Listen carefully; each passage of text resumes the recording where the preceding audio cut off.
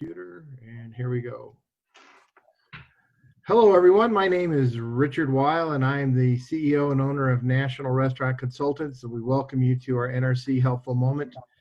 Today, we are very happy to have as our featured guest Lori Shooter, who is the Regional Vice President of Morrison Healthcare out of the Chicagoland area.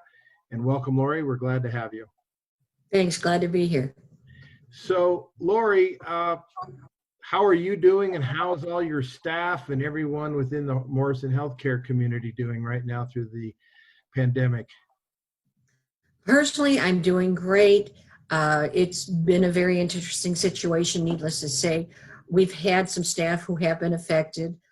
We actually, sad to say, we did have one pass away from one of our hospitals, but it's affecting the entire country, and healthcare is just reeling from one day to another as to what's going to happen next.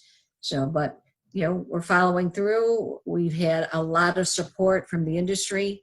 We've had a lot of support from our clients and the hospitals. It just impresses me so much to see what the frontline people are doing to mitigate any situation and try to deal with what's going on. Well, that definitely is got to be a new normal. What do you see in terms of not only what have you had to pivot to doing today, but what do you kind of foresee here in the near-term future as we open the country back up from a healthcare standpoint? I think there's a lot of changes that are going to happen. Initially, we've already gone to reduce self-service. There is no self-service. We're individually wrapping everything, making sure that all the nutritionals, all the safety practices are being followed. To the patients, we're some places not even delivering trays. So I think that will impact everything. I think the regulatory agencies are going to take a look at how we present food and how we serve food in the future. Personally, I think salad bars and self-service will go out the door. I think there's going to be a lot of questioning on how we do ramp up, as you were talking about, how fast we ramp up and with what processes we ramp up. I think it's going to affect not only healthcare, but I think it will affect the restaurant industry as to what we can do, what we can't do. In healthcare, we're trying to ramp up slowly. The Chicagoland market, they don't feel has hit the plateau at this point. The expectation now, as of this morning, is that it may happen the second week in May. That being said, we are seeing that McCormick Place that was put into a COVID hospital, an additional COVID hospital, is not being used.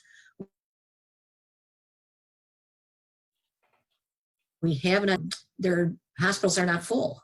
So that is a blessing.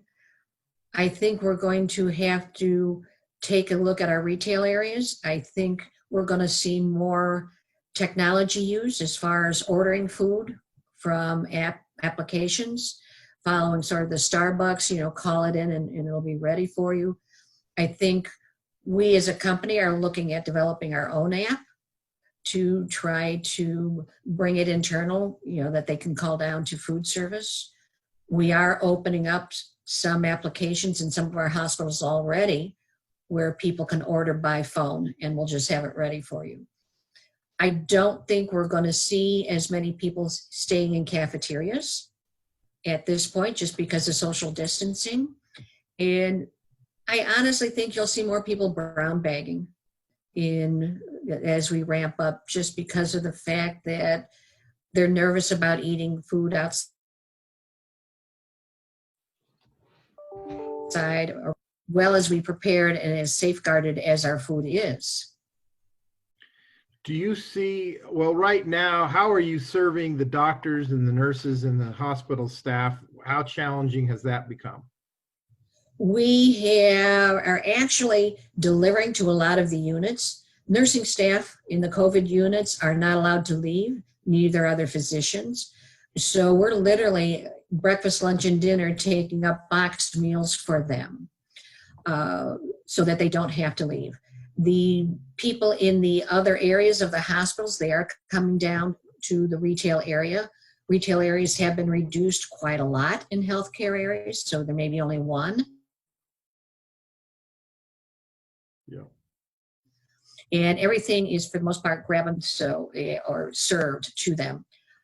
We've got on the floors going into our retail areas. We've got X's mark the spot where you can stand before you go in, so that we are social distancing in a proper way. We're getting a lot of donations in the Chicagoland area.